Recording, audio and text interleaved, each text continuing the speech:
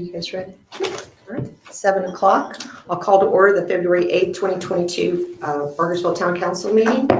I'll take roll call from my right. Dustin Doyle. Ruth Ann Moore. Susie Coles. Second. Allegiance to the flag of the United States of America, to the republic for which it stands, one nation, under God, indivisible, with liberty and justice for all. And I think Councilman Ramel is joining us remote. Can you hear us, James? I can hear you. Awesome, thanks. So when we do motions, do we have to do verbal since he's remote? So yeah, to vote, it's all roll call. So yeah. Okay. Very good. We'll start off with Joe.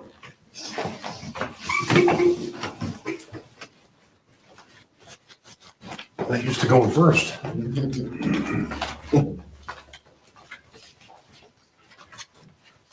So tonight we have an introduction of ordinance 2022-01, which seeks to amend the zoning map from agricultural to R3 medium density residential, containing 68.5 acres.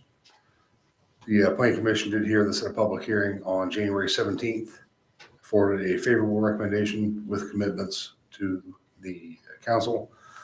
Those commitments are outlined in Exhibit B of the ordinance that was in y'all's packets. So the petitioner is here if you'd like to hear a presentation tonight. Otherwise, first reading would be scheduled for, I believe it's the 22nd. Is that a public hearing? Public hearing was conducted at Planning Commission. Okay. We will not have a public hearing. The council is always welcome to take public comment if they're desired, but is not required. They would like to present. Sure. Today.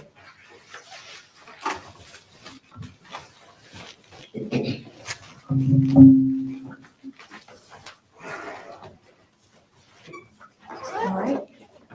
Hello, my name is Caitlin Dofer, Senior Entitlement Manager for Arbor Homes. I'll just do a quick presentation tonight, knowing that we have more readings coming up. The property that we would like to discuss is 69 acres in between Morningside and the Burgersville Fire Department. It also borders the railroad on the west side.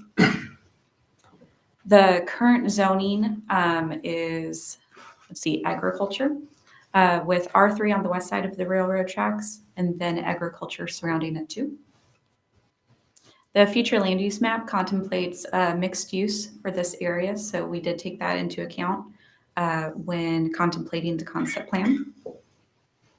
And then we also looked at the comprehensive plan and all that it identifies, one of those being land use and housing, which is to promote controlled sustainable growth and development that is appropriate to adjacent land uses. And then encouraging wooded and environmentally sensitive areas to be maintained, and implementing highly requested park facilities, such as a splash pad and dog park. And so taking all of those into account, the site does have a wooded area towards the front. We did want to be mindful of the mixed use component that the comprehensive plan does call out. So along State Road 135, we have reserved 20 acres of commercial use. Now that is not a part of this rezone proposal. What we are proposing is just rezoning R3 for the residential use. The current property owner would retain those 20 acres for commercial uses in the future. But we wanted to plan everything with the big picture in mind. And so the commercial area that you see is contemplating what that could possibly look like, making sure that we reserved adequate space for commercial development in the future. Overall, our proposal has 159 lots. Minimum lot width is 70, side setbacks at 8. With common area at around 29%. The amenities include a relatively large park area with a dog park that's at least 3 acres in size. And we have 1.25 miles of trail as well as little pocket parks throughout. The product that we are proposing is our Silverthorne Homes product. This is a move-up home buyer product. We have 11 floor plans, both single and two-story, with sizes ranging from 1,800 to 3,300 square feet. And here's a range of architectural styles that range from craftsman, farmhouse, and Tudor.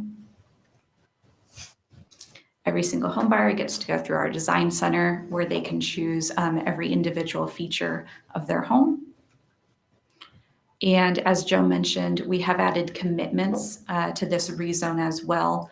Those include having a maximum of 160 single-family lots, only having single-family on the site, capping the density at 2.32 units an acre. We are identifying what amenities must be included with this rezone, what the trail system has to be minimum lengthwise, what the buffer needs to be adjacent to that commercial use, and then minimum common area acreage as well. Those last three commitments came from our Plan Commission meeting. So those were specifically in collaboration with Plan Commission. And this is just a comparison showing what the minimum R3 standards are compared to what we are proposing. R3 does allow for up to 6 units an acre, not saying that that is necessarily doable, but just purely showing a comparison of what we are proposing with our commitments compared to R3. And with that, happy to turn it over to any questions or comments. Will there be any recreational equipment? In the park? I don't believe so. It's mostly open space. There's going to be a gazebo, park area, but we wanted it to be as usable for all ages as possible. And the dog park is for anyone in the community or just the people in that division? It'll be for these residents within the neighborhood. It'll be maintained by the HOA.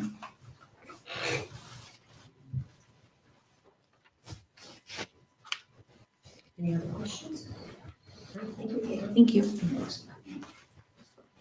All right, next we'll go on to the meeting minutes from January 25th.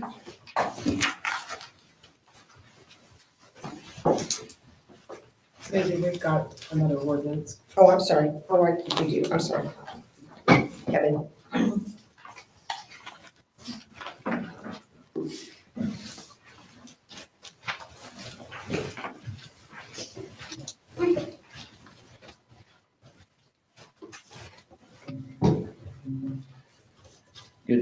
Good evening, sorry. We have an ordinance amendment for the handbook. This addresses premium pay and holiday pay and how it's applied to our employees. So we worked with HR to revise the language in the handbook and would like to have that considered tonight for adoption and to reflect in the minutes that this would be retroactive to Thanksgiving holiday of 2021.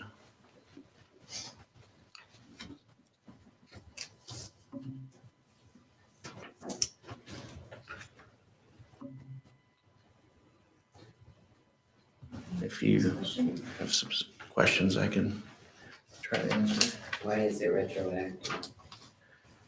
So we want to make sure that the employees that worked Thanksgiving holiday and the employees that have been called in are compensated for that time. The intent was if an employee works on a holiday, they were to receive premium pay, but the language was not 100% clear on that. So they actually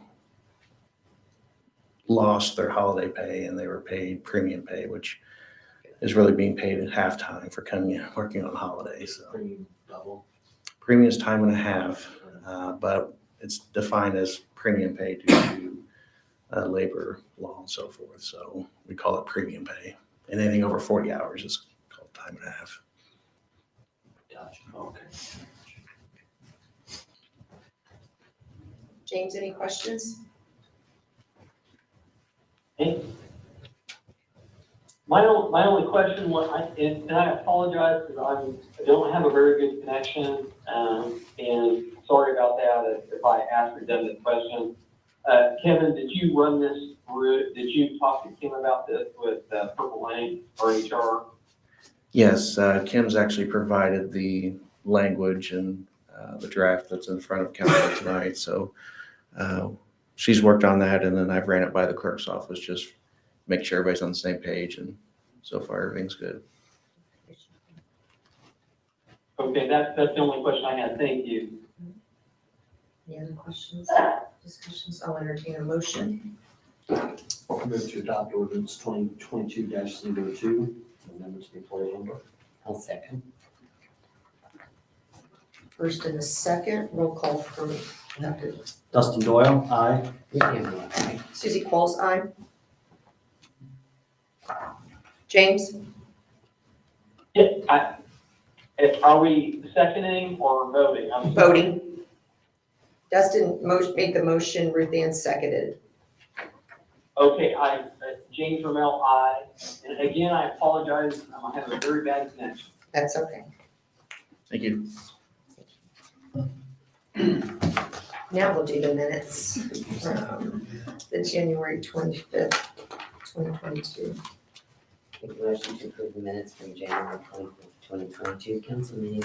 A motion from Mrs. Moore, Second. Mr. Doyle.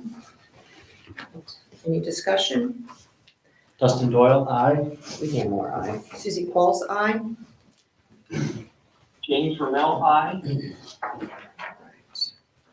All right, next up is Julie. Oh, gosh, you're already She's there. already there. Good evening. Good evening. If it please the council, I will actually present these in a different order than they are in the agenda here. So the first item I'd like to address would be the town hall improvements that are listed in your packet. We are looking to do is to add the interior signage that was listed in our ADA plan, and painting and furniture in the break room area. So you have that breakdown from the different vendors for those items.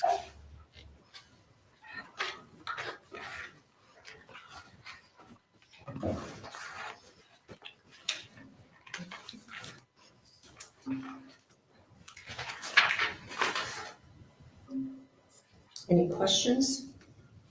I'll entertain a motion. I would move to approve town hall improvements in the amount not to exceed $11,000, 273.58. I'll second. I have a first from Mr. Doyle, second from Ms. Moore. Roll call. Dustin Doyle, aye. Ruth Ann Moore, aye. Susie Qualls, aye. James Ramel, aye. And thank you. Now I would like to entertain the disposal of the surplus items that are listed in your packet. In addition to items in town hall, you see a list of items that are currently stored in a couple of our water towers. We have contacted the Historical Society for their interest in some of those materials. We are still communicating with them on those. As you can see, we have quite a lot of material that has been moved out there. And we're okay with.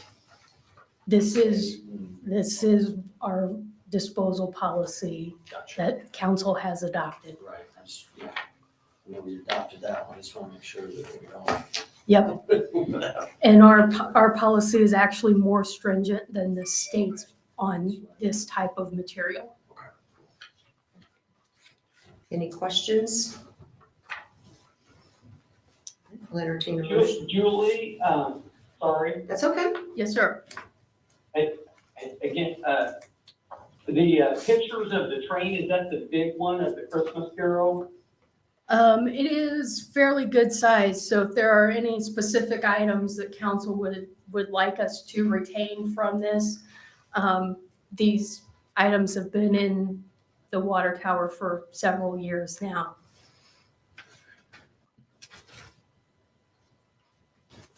I just see a few maybe historic pictures, if we don't have doubles, that one big one of the Christmas Carol train, that was a pretty good momentous thing with Parkersville. I think that, you know, kind of like a, if we don't have an additional picture of it, at least take a picture of it. We will make sure of that. Yeah, Or even check the Historical Society if they want to keep that as well. Yeah, that, they haven't confirmed what items they want to Yeah. retain. That was quite a big event, so. Yeah, it was. All right. I'll entertain a motion. I move to approve the disposal of the surplus items as outlined in the exhibit. I will second. First and a second. Dustin Doyle, aye. Ruth Ann Moore, aye. Susie Qualls, aye. James Rommel, aye.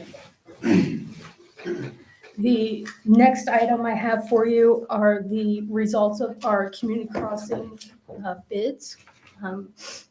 And for council members in the room, I also provided a recommendation letter.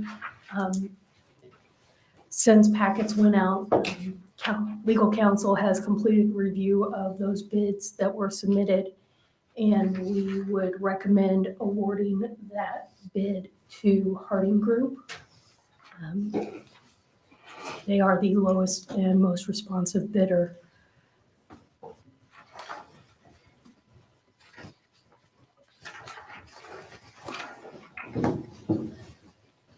So can we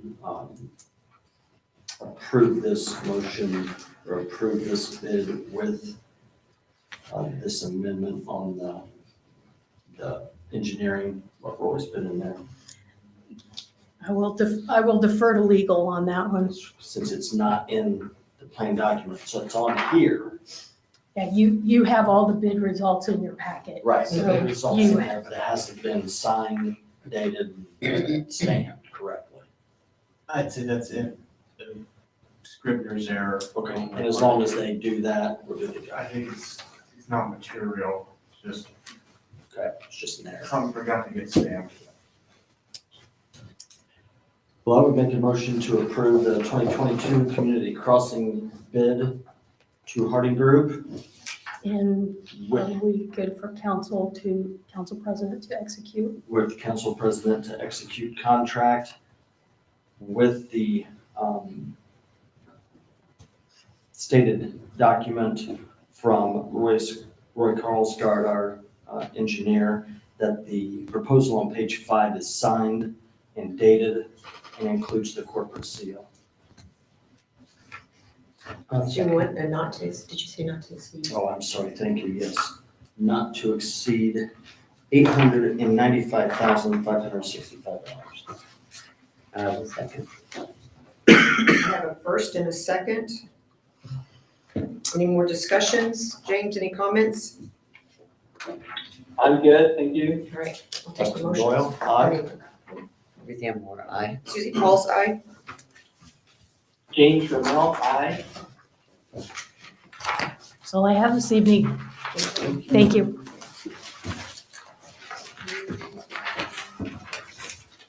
Joseph. Ready?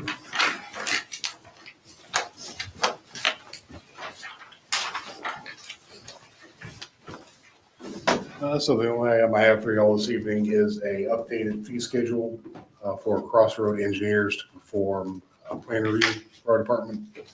We have a contract with them currently. We did receive this as an update to the fee schedule. I think it's Exhibit A of the contract. Both of those should have been in your packet.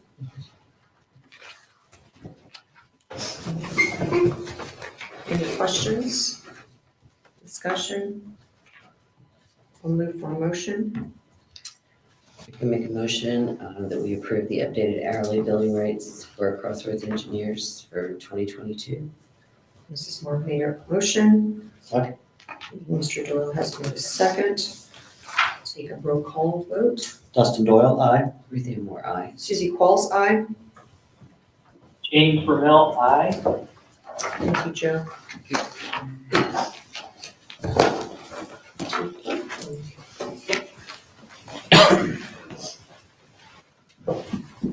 Good evening. Just want to get approval. We had talked about the hardware purchase the last meeting, And I said I would bring it to the council, the $8,395 purchase and trade for firearms.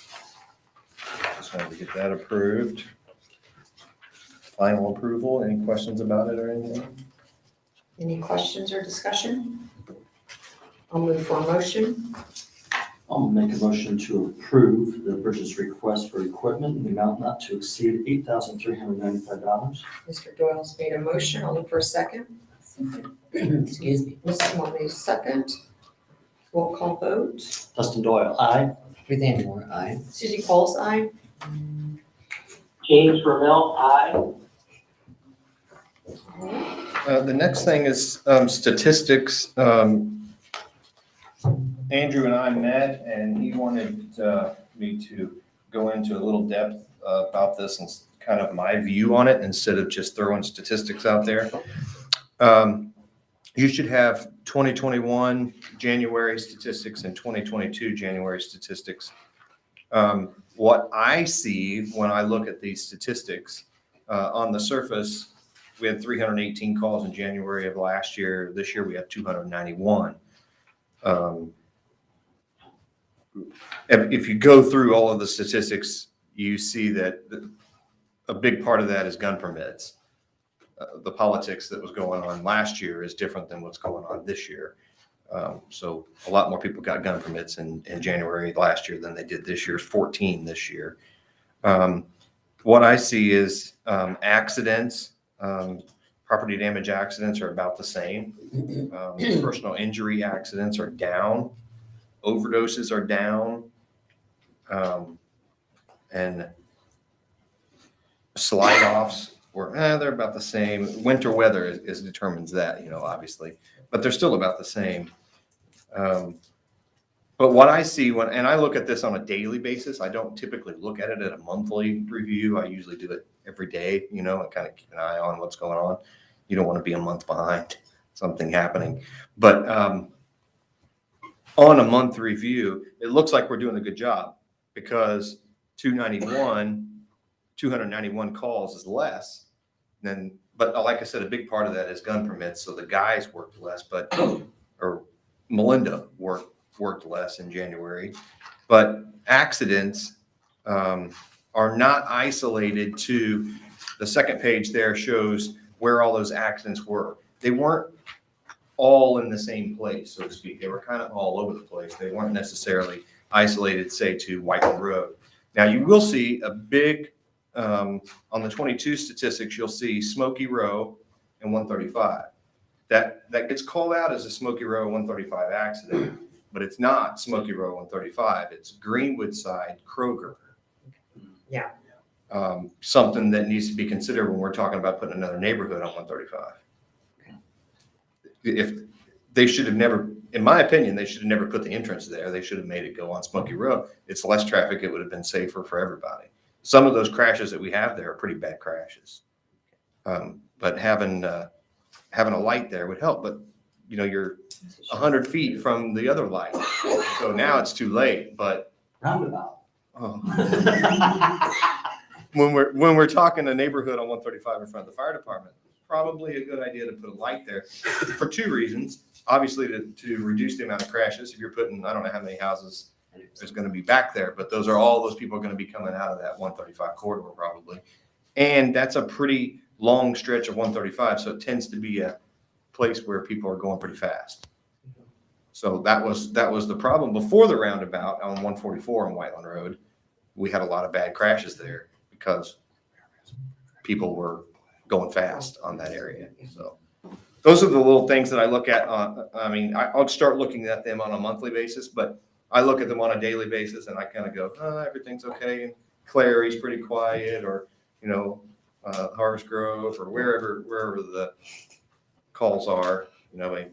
We usually send people, if there's an area that has just for instance, like 135 that has, or Whiteland Road that has a problem with speeders, or a lot of crashes. And typically that's because of speed. So we'll go out there and run that area, but we're not going to wait a month to do it. We do it, when it's happening. So to try to keep all that down. So just because the calls are lower, what it says to me, that means good, because we're staying ahead of the game. And I think that's what's important, is staying ahead of it. We're not chasing our tails yet, so that's a I good thing. appreciate these stats. as Okay. well. Thank you, Todd. Good. You did a nice job. All right. Any questions or any other comments on it? Kevin, I think you're.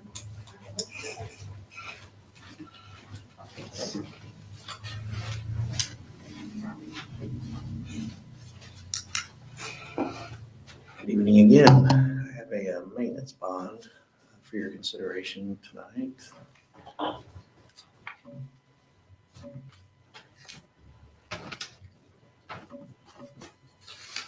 This is for a 3-year maintenance bond, bond number K13515542. This is Greenwood Assisted Living Facility.